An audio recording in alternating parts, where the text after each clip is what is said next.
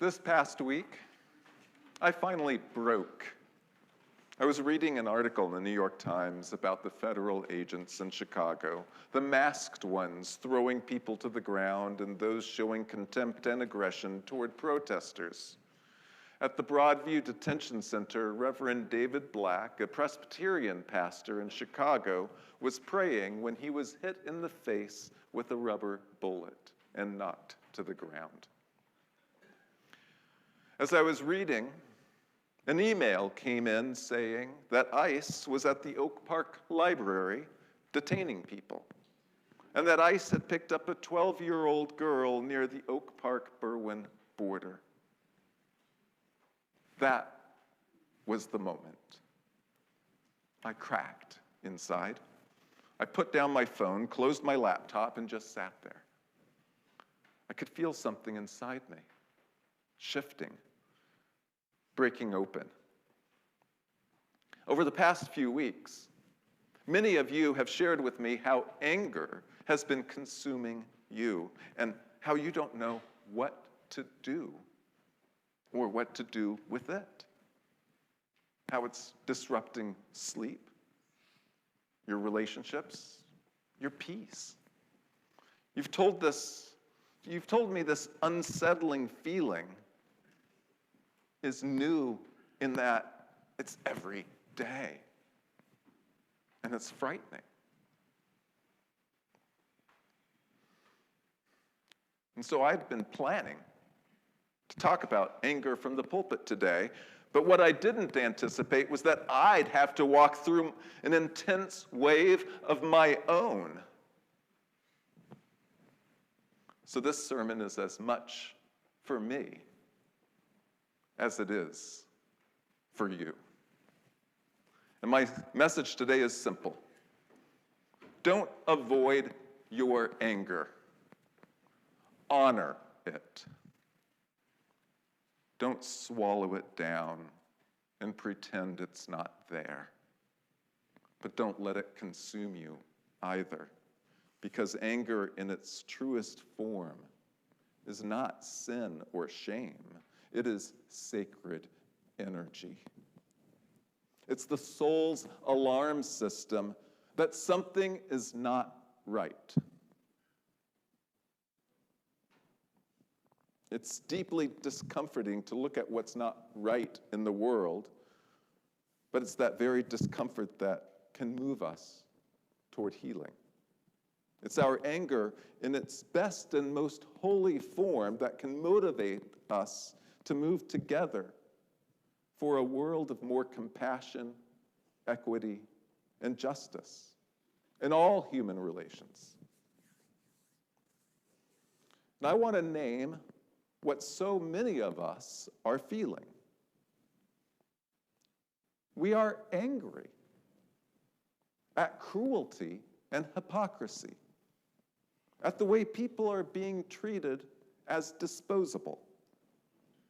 We are angry that compassion is mocked, that empathy is seen as weakness.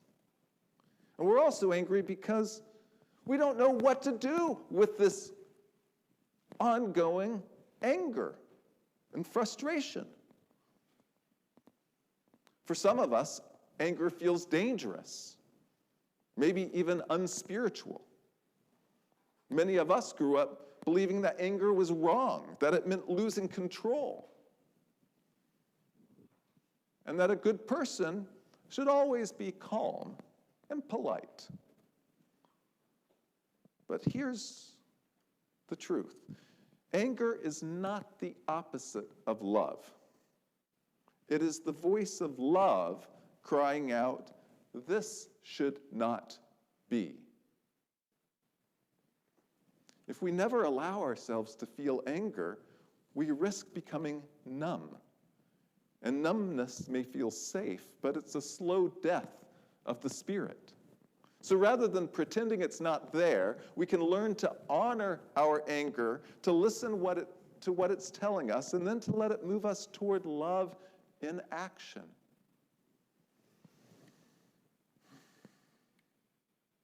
I didn't grow up in a family that expressed anger openly. Anger scared us. It wasn't that we didn't get angry, it's that we didn't show it. We swallowed it. We withheld it from one another. And that withholding it actually kept us from real intimacy. We couldn't go deeper with one another because we were afraid of being too real. It's taken me years to learn that expressing anger doesn't have to mean shouting or slamming doors, even though that might happen. At my first pub theology experience, Steve Clark was at my table, and we were talking about staying in control during hard conversations, and Steve said something that stuck with me. Whoever yells first loses. That resonates with me. And it is possible to be angry, deeply, fiercely angry, and still remain grounded. To speak with strength without shouting. To express anger with clarity, not chaos.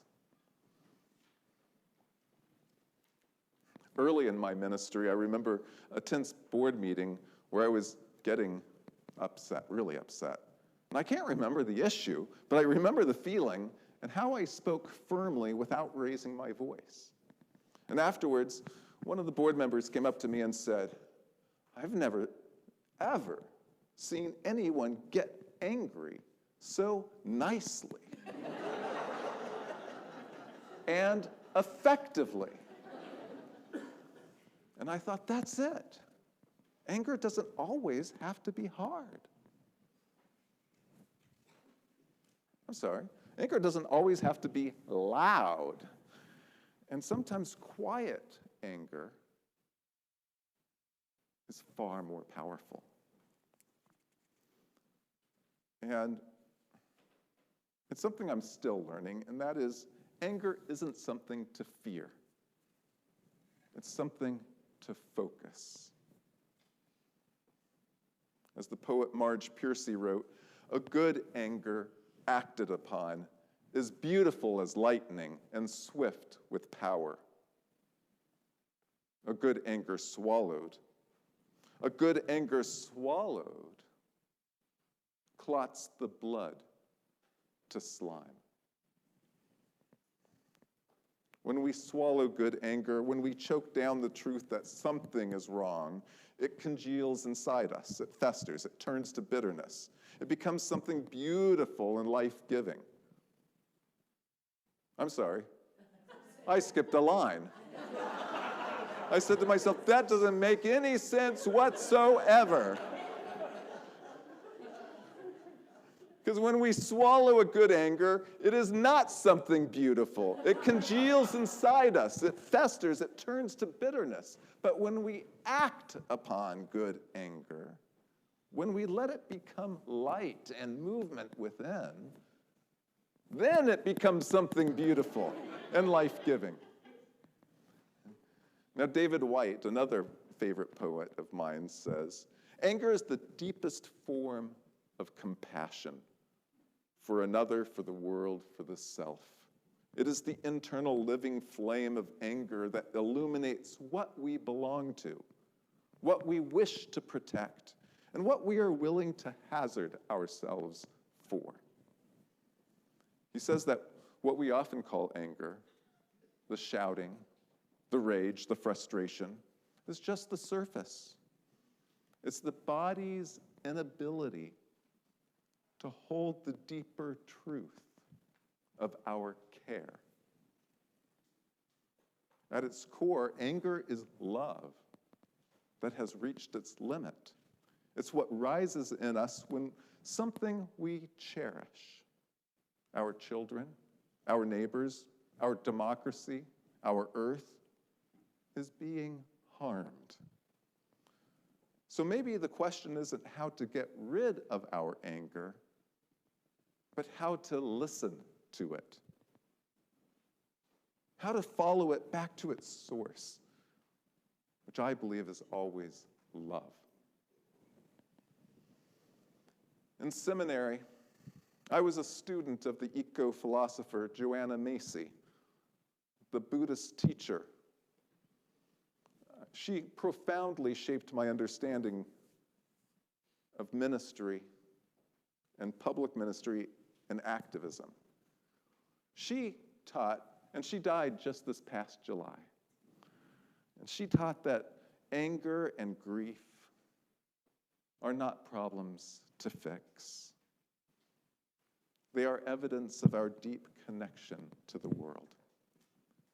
She says that our rage and sorrow are the natural responses of open hearts. They're signs that we're still alive and capable of caring. She writes, feeling the pain of the world is not a weakness. It's an aspect of our spiritual nature. And I love it. Someone's phone is saying, this is a really important thing to hear. So whoever's phone it is, don't worry.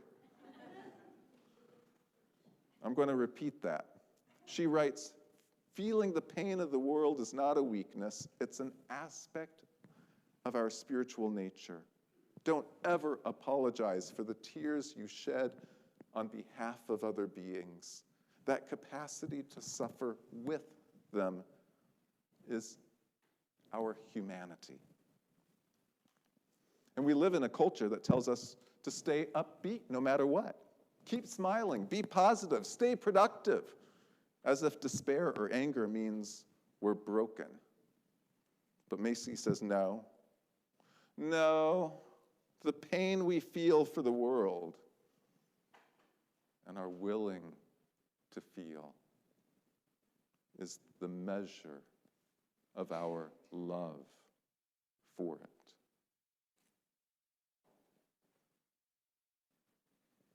She warns that when we try to anesthetize ourselves from that pain, when we choose numbness over feeling, we numb our whole psyche.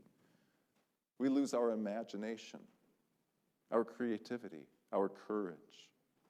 And so she calls us instead to expand into our full humanity, our anger, our outrage, our creativity, our laughter. And this, she says, is what it means to come alive. I believe that's exactly right. And she calls it the great turning, the transformation that happens when we stop numbing and start feeling, when we turn our pain into purpose. I believe that's what honoring anger looks like. Not erupting or retreating, but letting that fierce compassion pull us into action, into solidarity, into the great turning of love. And yesterday, I saw that great turning with my own eyes. I went to the No Kings rally, first in Geneva, where there were about 12,000 people. It was incredible. So many blocks, so many people. And then one in Elgin. I went to the one in Elgin because that's a community that's been directly targeted by the federal government. A much different vibe, a lot more Hispanic folks, and considerably smaller. But these gatherings, both of them were powerful. They were opportunities for people to express anger honestly and collectively, to say out loud, we've had enough. There was music, prayer, fierce love, and righteous fury. People brought their children, their signs, their voices, and what struck me most was that no one's anger was destructive. It was shared. It was purposeful. It was channeled toward hope. And that's what happens when we honor anger together, when we refuse to let it fester in isolation. The kind of honest mobilization, neighbors standing shoulder to shoulder, crying out for dignity. This is what makes a difference for our communities. And that's what anger rightly held can do. It can build movements. It can build beloved community. Now, I don't want to assume that everyone here feels the same way politically that I do. And sometimes people accuse me of preaching politics. But I want to be clear. I don't preach politics. I preach humanity. Yes, the issues we have and we have to face have political implications. But the genuine religions is always about human dignity, compassion, and justice, while politics is about how we want to organize ourselves together. And the two cannot but overlap. And now here's something really, really important about our political situation where so many people are so angry. There's a big, big difference between feeling anger and living angry. There's a huge difference between feeling anger and living angry. Because people who live angry are consumed by rage. Their anger becomes their identity. It overtakes their capacity to be honest with others and perhaps even their own selves. And they feel like they're the victims of everything they see demonstrates that they are the victim, even if they are the most powerful person on the planet.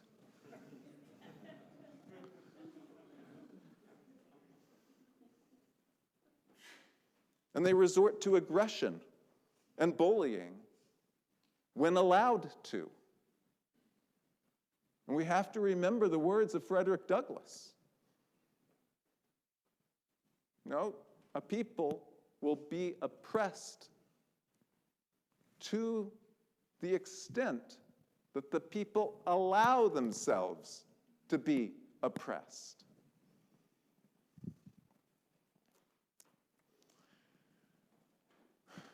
I have a colleague, about a year younger than me. I've never met him, but I was so taken with his book. He's John Pavlovitz. He has this book called If You're a Christian, Don't Be a Jerk.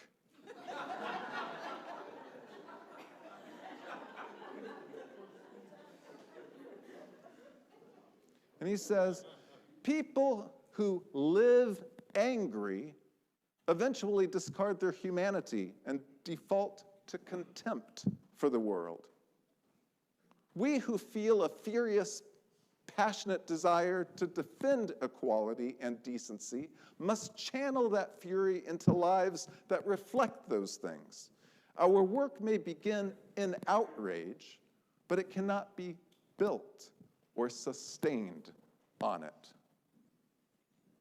Friends, our anger must serve love, not replace it. Our calling is to be fierce protectors of humanity, our own, the humanity of those we fight for, and yes, even the humanity of those we oppose. For that's what it means to be followers of truth and love in an age of outrage.